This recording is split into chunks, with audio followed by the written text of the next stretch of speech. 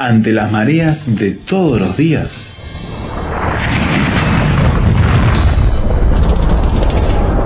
Llegamos a tierra firme.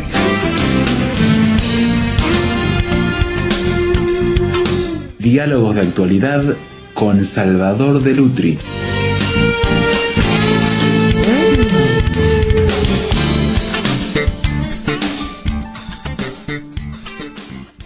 El protagonista de nuestra película tiene que realizar una partida de ajedrez. Una partida de ajedrez muy particular, enfrentando a la misma muerte. Ingmar Bergman escribió, desarrolló, produjo esta película del día de hoy, Salvador, que se llama El séptimo sello. Una película sueca, el director Ingmar Bergman es sueco, del año 1957.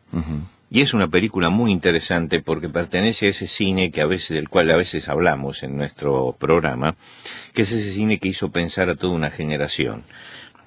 Ingmar Bergman es el director de cine que, junto a Federico Fellini, marcó dos extremos y dos visiones acerca de la realidad y de la vida. Estamos hablando de productores que se llegaron a conocer mutuamente, que tuvieron algún contacto, o cada uno produjo independientemente. No, produjeron independientemente. Yo no sé si se conocieron en uno de esos grandes festivales, me imagino que sí. Pero la producción es totalmente distinta.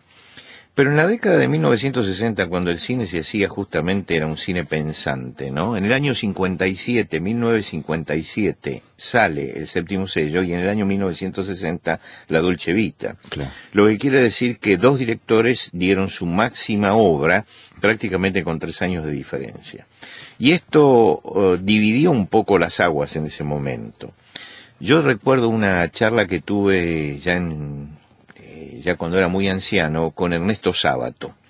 Ernesto Sábato, el escritor, hablamos extensamente de Bergman y de Fellini. Y estaba la esposa de él. En ese momento él había enviudado y se había vuelto a casar con Elvira González Fraga. Y estaba Elvira también en la conversación. Y en esa conversación, donde hablamos de los dos, de los dos directores, me decían que, bueno, dice, él Sábato me decía, yo, dice, me inclino por Fellini. y Elvira decía, y yo por Bergman. Es decir, dos temperamentos diferentes que se inclinaban por dos cosas totalmente diferentes. Claro. Fellini es una eclosión de color en todo sentido. La película puede ser en blanco y negro, sí, pero tiene una eclosión de vida tal que parece que fuera colores, ¿no? Y después en sus películas de color también. Mientras que Bergman es un hombre más reflexivo. Y si tuviéramos que compararlo, diríamos que Fellini es un hombre del Mediterráneo, donde el sol del Mediterráneo colorea todas las cosas. Y Bergman es un hombre del Mar del Norte, nórdico, ¿no? Donde hay largos inviernos y largas noches y días muy breves que duran 3 o 4 horas nada más. Y bueno, eso también marca el carácter y marca la impronta.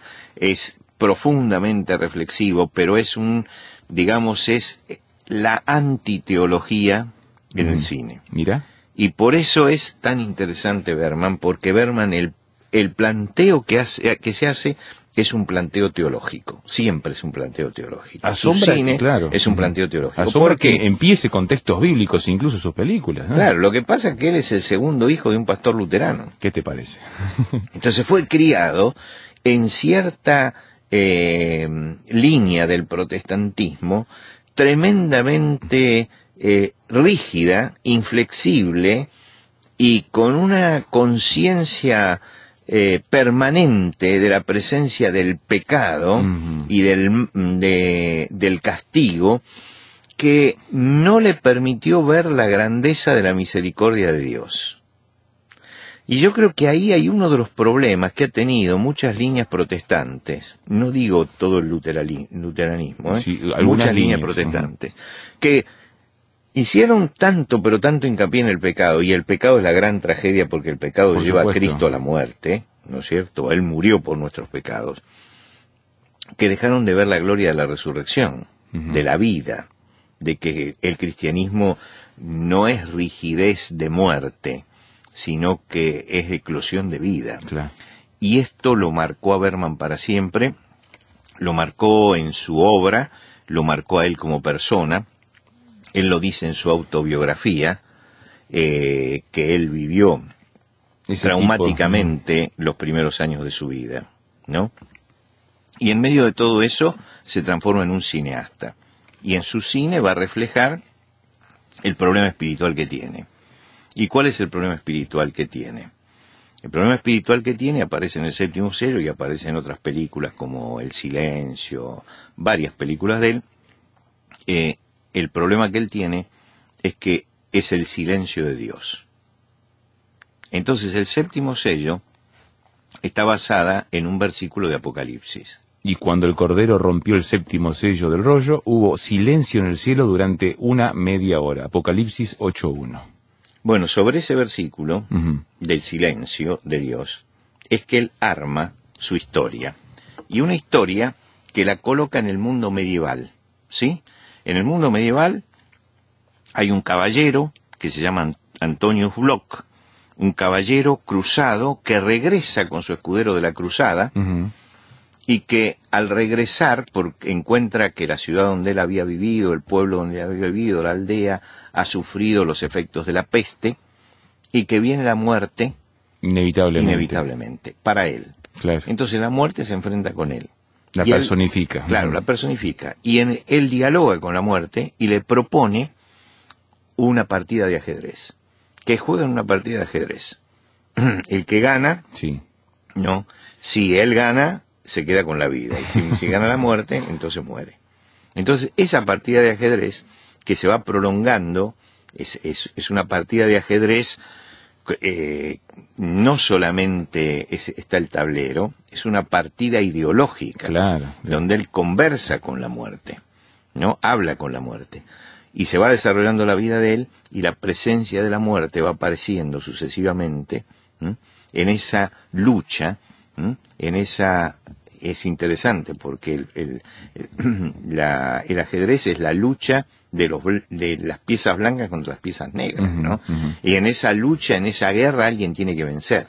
Y él entonces siente que la muerte lo interroga a él.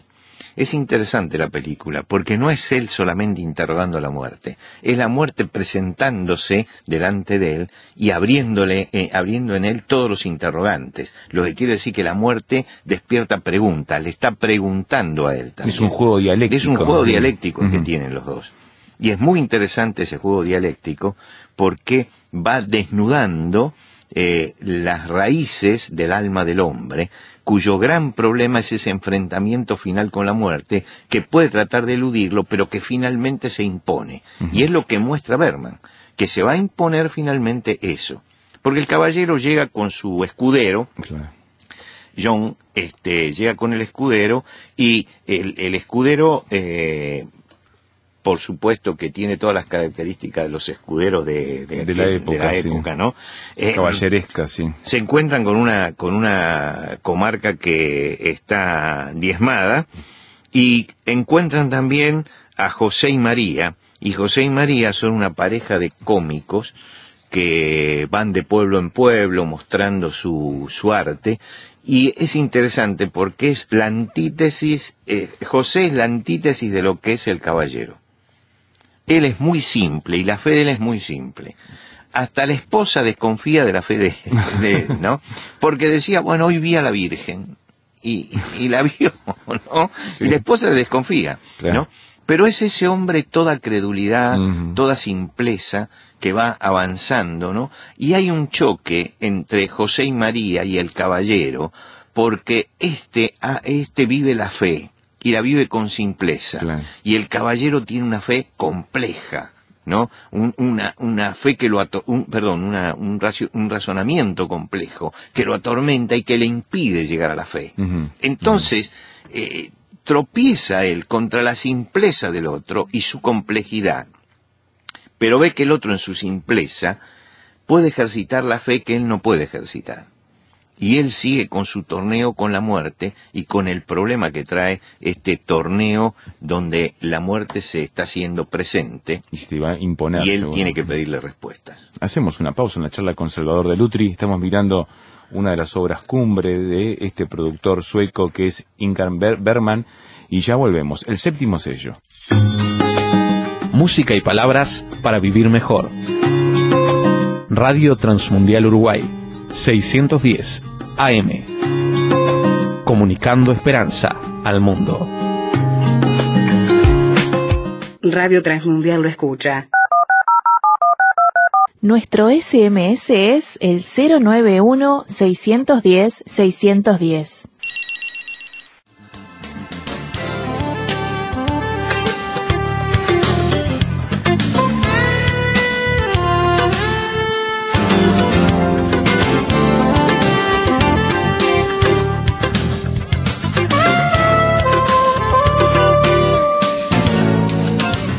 Tierra Firme en Internet. Descubra nuestro sitio, materiales, datos, la transcripción de estos comentarios, frases sobre este tema que le ayudarán a desarrollar una posición con bases sólidas.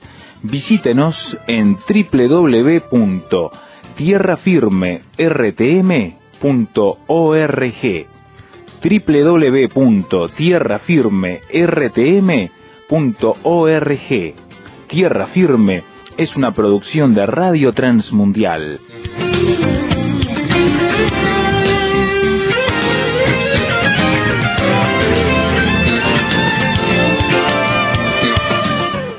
Dialogar con la muerte, dialogar ante el silencio de Dios, es lo que plantea el productor cineasta Ingmar Bergman en la película titulada El Séptimo Sello. Y ahí encontramos a ese hombre, entonces, ese caballero de la Edad Media, que viene con todos sus conflictos, luego seguramente de atender alguna cruzada y enfrentar distintas situaciones, a encontrar la muerte en su propio lugar. Sí, hay un detalle tal vez en la película que convendría recordarlo. Ajá.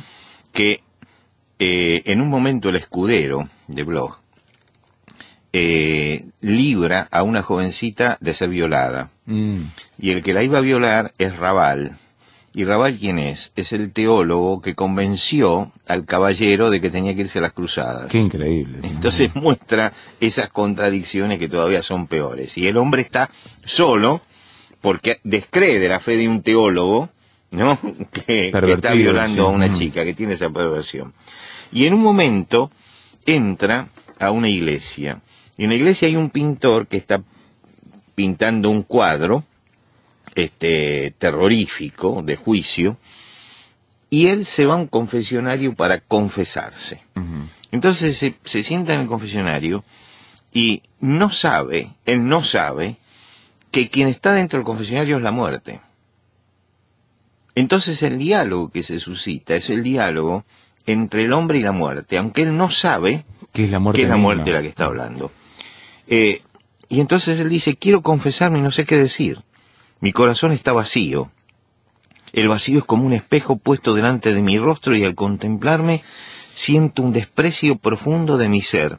Por mi indiferencia hacia los hombres y las cosas, me he alejado de la sociedad en la que viví. Ahora habito un mundo de fantasmas, prisionero de fantasías y ensueños. Y la muerte dice, y a pesar de todo no quieres morir. Sí quiero. Entonces, ¿qué esperas? Deseo saber qué hay después. ¿Buscas garantías? Dice, llámalo como quieras. ¿Por qué la cruel imposibilidad de alcanzar a Dios con nuestros sentidos? ¿Por qué se nos esconde en una oscura nebulosa de promesa que no hemos oído y milagros que no hemos visto? Si desconfiamos una y otra vez de nosotros mismos, ¿cómo vamos a fiarnos de los creyentes? ¿Qué va a ser de nosotros los que queremos creer y no podemos?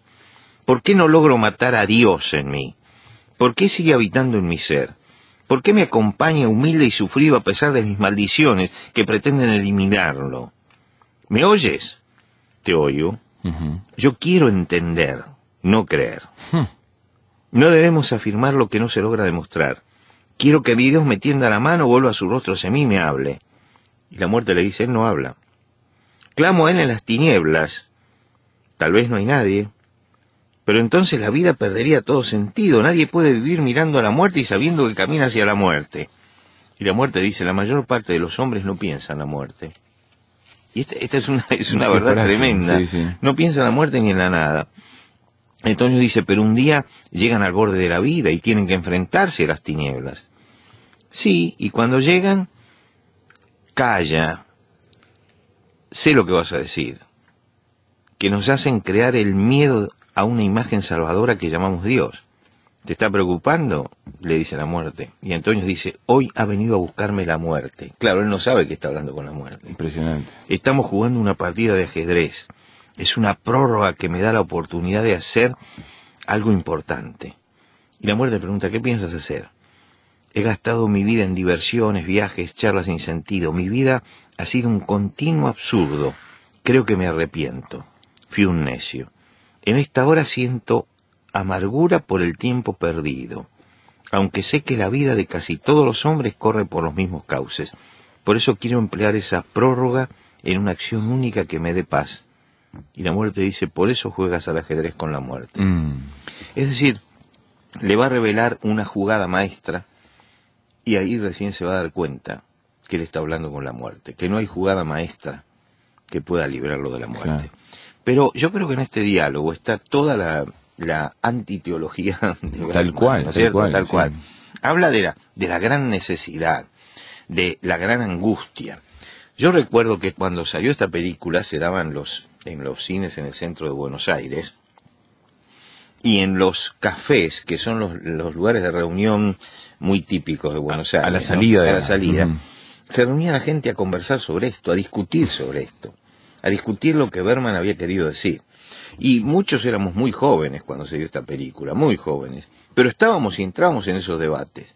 En el debate de qué quería decir Bergman con esto, cuál era la respuesta final que tenía esto. Porque indudablemente lo que él plantea es la angustia, y la gran frase del caballero creo que es el gran dilema de los racionalistas. Yo quiero saber, no creer. Claro. ¿No? Entender. Es decir, si él sabe, destruye la fe.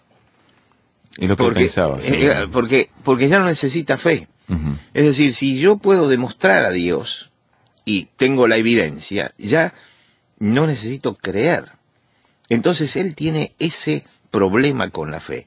Y creo que es un problema que tenemos todos, porque todos tenemos que enfrentarnos con la muerte. Y queremos entenderlo. ¿No? Y queremos entender ciertas cosas. ¿Por qué? Porque vivimos en un mundo donde el hombre quiere comprender todas las cosas, quiere entender todas las cosas, quiere saber todas las cosas.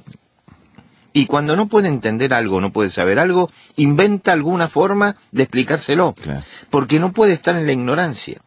Es que crea ansiedad eso, ¿no? Claro, lo que pasa es que una de las cosas que no entendió Bergman, y yo quisiera hacer aquí también un paréntesis, no la entendió y estaba viviendo en una familia que tenía la Biblia y cuyo padre era un ministro de la fe.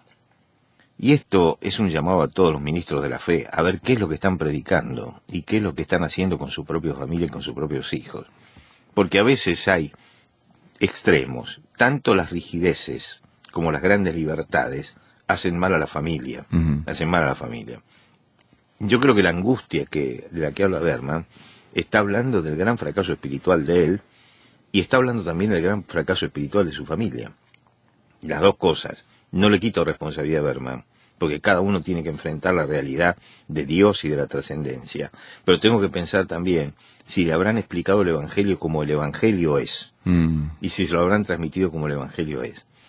Porque lo que él habla es de un cristianismo que se vivía en su casa, que era un cristianismo inflexible, que no manifestaba ni la misericordia ni el amor de Dios. Bueno, él entra en este vacío y de este vacío no sale.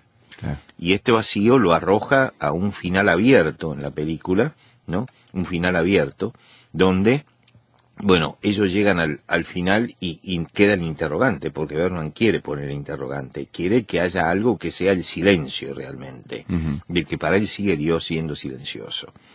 Y no entendió algo fundamental en la fe cristiana. Justamente la fe cristiana lo que dice es que Dios ha hablado, que Dios no está silencioso. El rey David, con una profunda percepción espiritual, dice que Dios ha hablado en primer lugar en los cielos, que los cielos cuentan la gloria de Dios, que la gloria de Dios se ve en la presencia y en la naturaleza y en la grandeza de la naturaleza. Muchas veces leyendo este salmo yo pienso en qué momento David escribió esto, ¿no? Que los cielos cuentan la gloria de Dios y que un día le emite voz a otro día y no hay palabra, ¿no?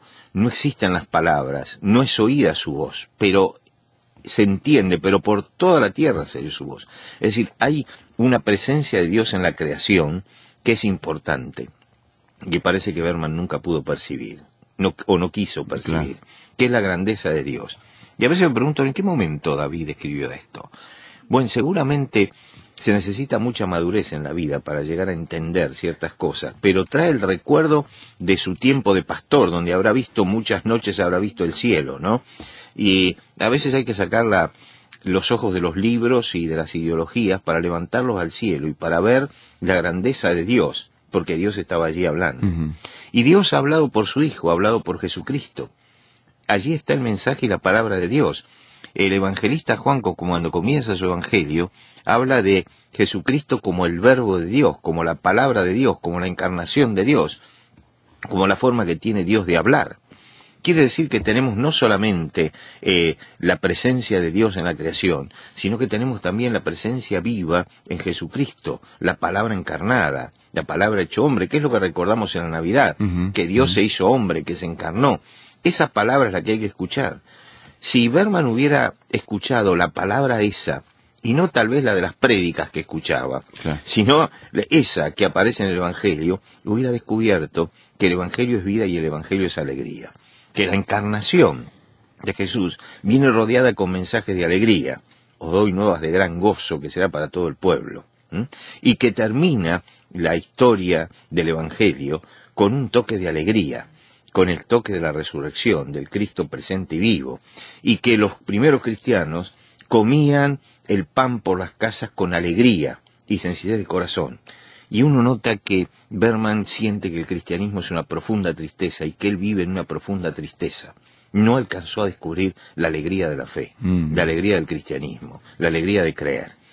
Y cree que con la razón y exigiendo a través de la razón va a conseguir algo.